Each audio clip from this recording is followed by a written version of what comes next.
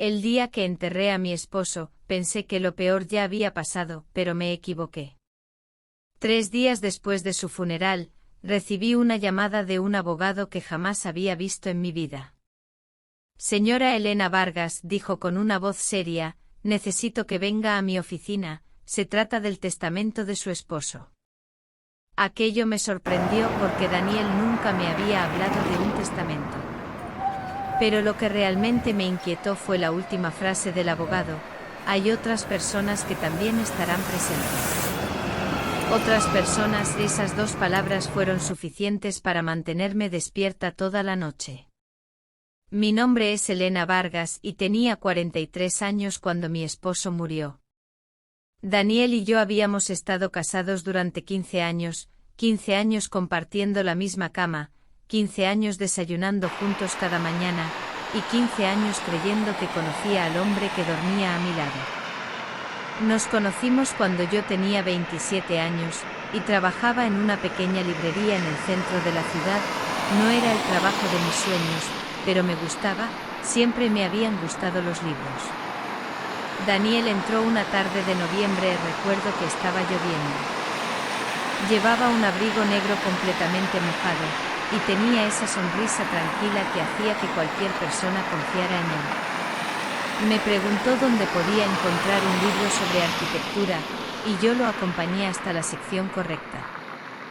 5 minutos después volvió al mostrador, y me dijo, creo que necesito otro libro.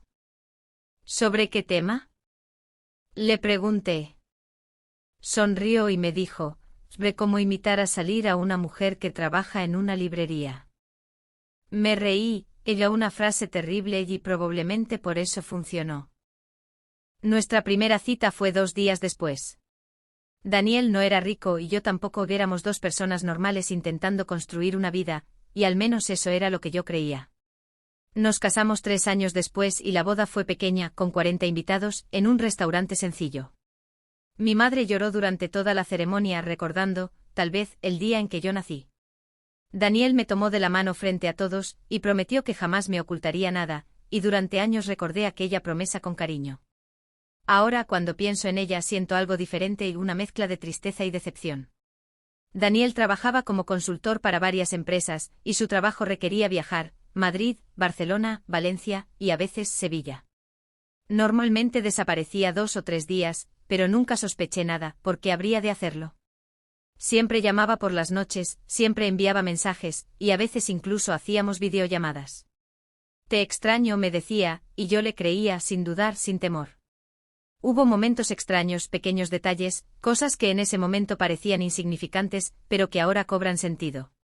Una vez encontré un recibo de una joyería en el bolsillo de su chaqueta, era por un collar, pero nunca recibí ese collar. Cuando le pregunté, Daniel se rió y me dijo, era un regalo para un cliente importante, y yo acepté la explicación, sin cuestionarla. Otra vez durante una cena, recibió una llamada, miró la pantalla de su teléfono, y su rostro cambió, se levantó inmediatamente y dijo, es trabajo. Salió del restaurante, estuvo hablando durante 20 minutos, y cuando regresó parecía nervioso. Le pregunté si todo estaba bien, y me dijo problemas con un proyecto, otra explicación, otra mentira que yo acepté sin saberlo. Ahora entiendo algo: cuando amas a alguien, no buscas pruebas de que te está engañando, buscas razones para seguir confiando, y yo siempre encontraba una razón, una excusa, una justificación para creer en él, para creer en nosotros. Daniel y yo nunca tuvimos hijos, no porque no quisiéramos, lo intentamos durante años, y pasamos por médicos, tratamientos, esperanzas y decepciones. Cada prueba negativa era como perder un futuro que ya habíamos imaginado, y yo quería ser madre, Daniel lo sabía. Una noche, después de otro tratamiento fallido, lloré durante horas y Daniel se sentó junto a mí, me abrazó, y, no necesito hijos para tener una familia, susurró, tú eres mi familia. Recuerdo perfectamente esas palabras, tú eres mi familia. Si hubiera sabido la verdad aquella noche, no sé qué habría hecho. Los últimos meses de Daniel fueron normales, demasiado normales, seguía viajando, seguía trabajando, seguía besándome cada mañana antes de salir de casa y hasta aquel martes. Daniel debía viajar a Valencia, salió de casa a las 7 de la mañana, antes de cerrar la puerta, volvió, algo que casi nunca hacía, me abrazó, un abrazo largo. ¿Qué pasa?, pregunté riéndome. Nada, me besó en la frente. Solo quería decirte que te quiero. Esas fueron las últimas palabras que escuché de mi esposo.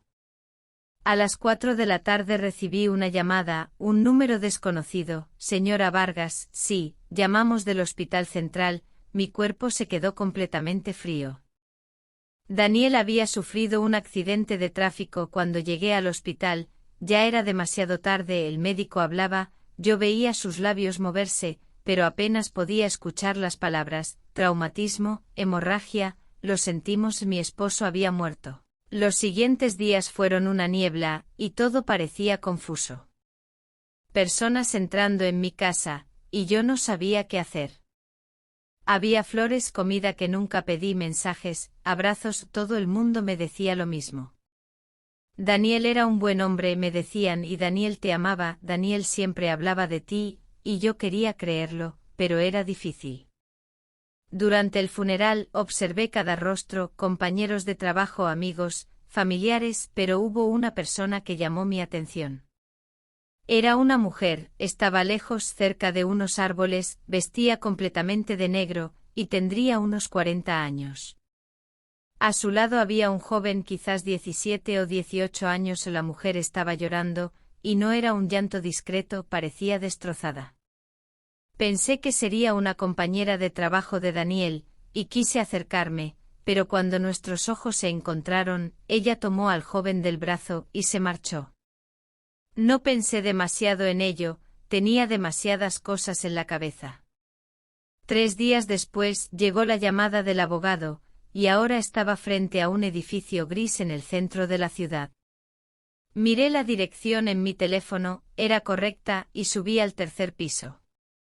Una secretaria me llevó hasta una sala de reuniones, y me dijo, el señor Mendoza estará con ustedes en unos minutos. Ustedes, y otra vez esa palabra. Entré y mi corazón se detuvo.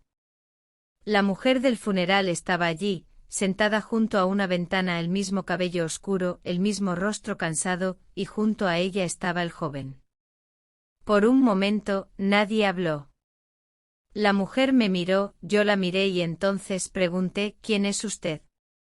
Ella bajó la mirada, y el joven apretó los puños. Antes de que pudiera repetir la pregunta, la puerta se abrió y un hombre de unos 60 años entró con una carpeta. Buenos días, dijo, soy el abogado Mendoza. Se sentó frente a nosotros y abrió la carpeta. Sé que esta situación será difícil, añadió. Sentí un nudo en el estómago, y entonces pregunté, ¿qué situación? El abogado me miró, después miró a la mujer, y finalmente observó al joven. El señor Daniel Vargas dejó instrucciones muy específicas. La mujer comenzó a llorar, y yo ya no podía soportarlo. ¿Quiénes son ellos?, pregunté. El abogado guardó silencio durante unos segundos, y entonces la mujer levantó la cabeza, me miró directamente a los ojos, y dijo, mi nombre es Laura. Respiró profundamente. Daniel era mi esposo. Sentí que la habitación desaparecía, y me reí, y no porque fuera gracioso, sino que fue una reacción automática. No, dije, eso es imposible. Daniel era mi esposo. El abogado sacó un documento, lo colocó sobre la mesa. Había una fotografía, Daniel, Laura, y el joven, los tres sonriendo frente a una casa. Mis manos comenzaron a temblar. Miré al chico, y tenía los ojos de Daniel, exactamente los mismos ojos. Él es Mateo, dijo Laura, y el joven me observó en silencio. Y entonces escuché las palabras que destruyeron los últimos 15 años de mi vida, es hijo de Daniel. No podía respirar. Mi esposo, el hombre que me había abrazado después de cada tratamiento fallido, el hombre que me había dicho que yo era toda su familia, tenía un hijo de 17 años. Pero todavía no conocía la peor parte, porque el abogado Mendoza aún no había leído la última página del testamento. Y cuando finalmente lo hizo, descubrí que la doble vida de Daniel no era su secreto más grande. Durante varios segundos nadie dijo una palabra y el silencio se hizo, truly, insoportable. Yo seguía mirando la fotografía sobre la mesa, y entonces mis ojos se detuvieron en los nombres, Daniel, Laura, Mateo. Parecían una familia normal, una familia feliz, la clase de fotografía que alguien coloca en la sala de su casa. Intenté apartar la mirada, pero no podía, porque había algo especialmente cruel en aquella imagen. Daniel sonreía exactamente igual que en nuestras fotografías, con la misma sonrisa, la misma forma de colocar el brazo alrededor de mi cintura. Solo que en esa fotografía, su brazo rodeaba a otra mujer. Quiero irme, dije, mi voz apenas salió, y me levanté de la silla. El abogado Mendoza cerró la carpeta y dijo, señora Vargas, entiendo cómo se siente, pero debe escuchar el contenido del testamento. ¿Entiende cómo me siento? Le pregunté y lo miré porque, truly, no podía creer lo que estaba escuchando. Acabo de descubrir que mi esposo tenía otra esposa. Laura levantó la cabeza y dijo, yo tampoco sabía de ti. Me giré hacia ella, y mi voz fue más agresiva de lo que esperaba, no te he preguntado nada. Mateo se movió en su silla, y dijo, no le hable así a mi madre. Lo miré y fue como mirar a Daniel 20 años atrás, la misma mandíbula, los mismos ojos oscuros, e incluso la forma de fruncir el ceño era idéntica. Aquello me provocó náuseas. Mateo, susurró Laura, por favor. El abogado respiró profundamente y dijo, necesitamos mantener la calma. Me senté de nuevo no porque estuviera tranquila sino porque necesitaba respuestas. Lea el testamento, le pedí. El abogado abrió la carpeta y comenzó a examinar su contenido. Daniel había preparado el documento 6 meses antes de morir. 6 meses, un periodo de tiempo que parecía, en retrospectiva, muy significativo. Eso significaba que sabía perfectamente lo que estaba haciendo, y que había tenido tiempo para planificarlo todo. El abogado comenzó a leer, y lo que dijo a continuación fue truly impactante. Daniel tenía 2 propiedades, nuestra casa, y otra vivienda situada a casi 300 kilómetros, la casa de la fotografía, la casa donde Laura y Mateo habían vivido durante años. También había 2 cuentas bancarias, 2 seguros, y 2 vidas financieras completamente separadas, todo estaba perfectamente organizado, como si Daniel hubiera querido evitar cualquier tipo de confusión o problema. ¿Cómo pudo hacer esto? Pregunté sintiendo una mezcla de emociones, sorpresa, tristeza, y rabia. El abogado no respondió, pero Laura sí. Daniel viajaba mucho, dijo con una voz suave, como si estuviera recordando algo que ya no era un secreto. Solté una risa amarga porque sí, lo sabía. Nos miramos y entonces ambas entendimos la verdad. Cuando Daniel me decía que viajaba por trabajo estaba con ella, y cuando le decía a Laura que tenía reuniones en otra ciudad, probablemente estaba conmigo.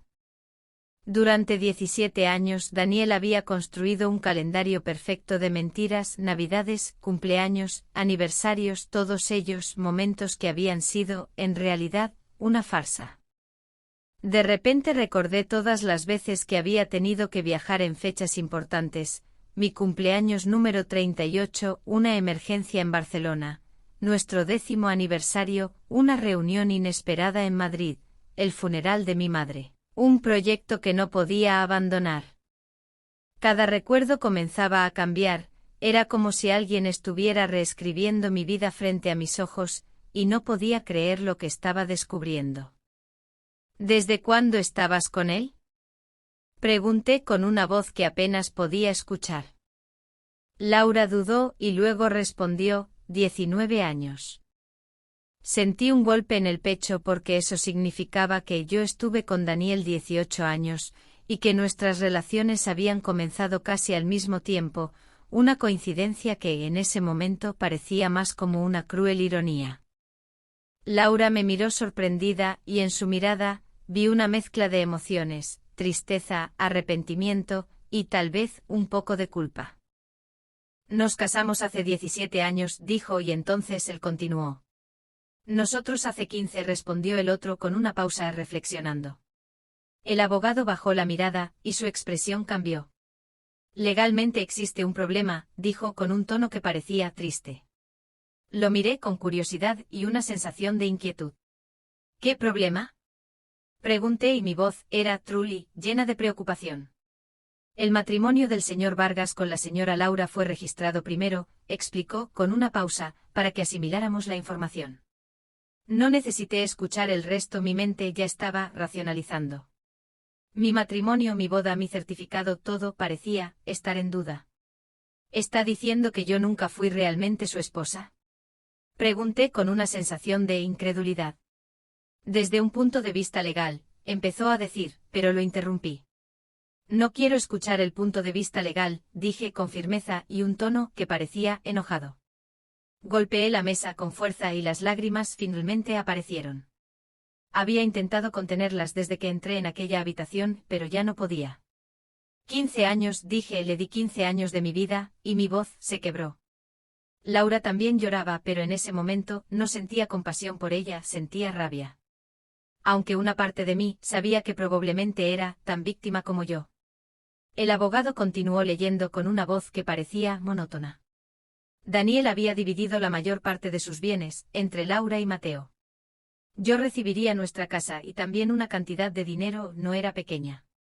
Pero no me importaba, podía haberme dejado millones, nada podía comprar los años que me había robado.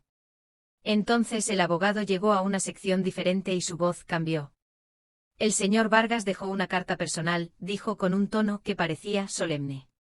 Laura levantó la cabeza con curiosidad. ¿Para quién?, preguntó.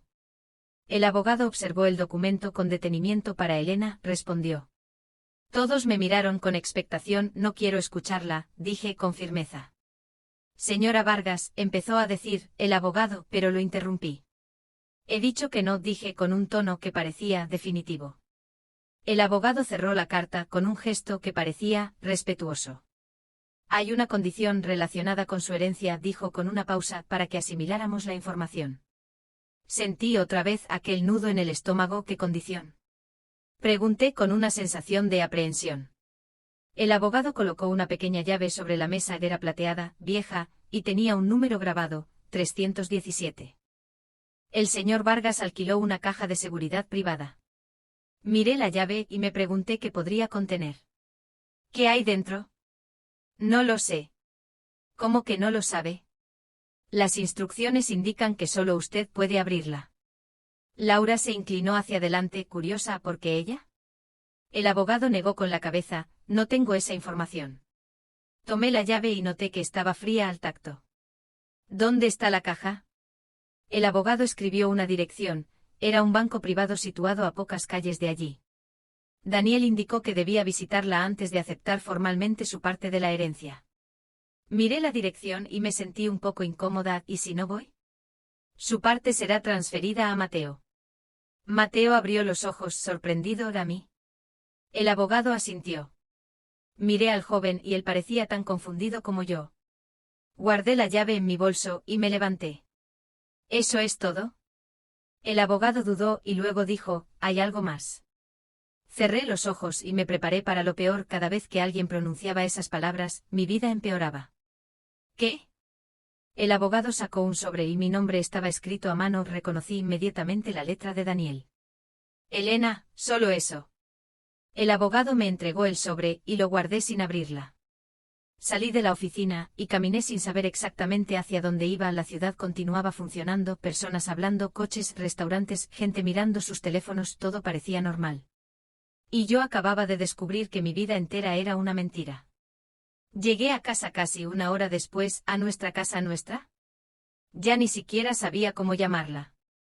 Entré y todo olía a Daniel. Su chaqueta seguía detrás de la puerta, sus zapatos estaban junto al armario. Había una taza en la cocina que había usado la mañana del accidente. La tomé y la lancé contra la pared, después otra y otra. No recuerdo cuánto tiempo estuve llorando, pero finalmente me calmé y vi el sobre. Seguía dentro de mi bolso, así que lo coloqué sobre la mesa. Durante casi 10 minutos, solo lo miré sin saber qué hacer. Finalmente lo abrí. Había 4 páginas y la primera frase decía: Elena, si estás leyendo esto, significa que ya conoces a Laura y a Mateo. Apreté el papel y continué leyendo. No espero que me perdones, lo que hice no tiene explicación suficiente. Durante años fui un cobarde y cada mentira necesitaba otra mentira, y cuando quise detenerlo, ya había destruido demasiadas vidas. Sentí rabia a cobarde. Por primera vez Daniel había escrito algo verdadero. Seguí leyendo y mi corazón comenzó a latir más rápido. Pero hay algo que debes saber, algo que nunca pude decirte mientras estaba vivo. Pasé a la siguiente página, y leí: Mateo no fue la razón por la que mantuve mi doble vida. Me quedé inmóvil y entonces Daniel hablaba de su padre, un hombre llamado Ricardo Vargas. Daniel siempre me había dicho que su padre había muerto cuando él era joven. Según la carta, Ricardo había construido una pequeña empresa de construcción, pero años atrás había ocurrido un accidente y 3 trabajadores murieron. La investigación oficial determinó que fue un fallo estructural, sin embargo, Daniel había descubierto documentos que demostraban otra cosa: la empresa conocía los riesgos, habían utilizado materiales baratos, y Ricardo había pagado a varias personas para ocultarlo. Sentí un escalofrío, pero no entendía qué tenía que ver aquello conmigo.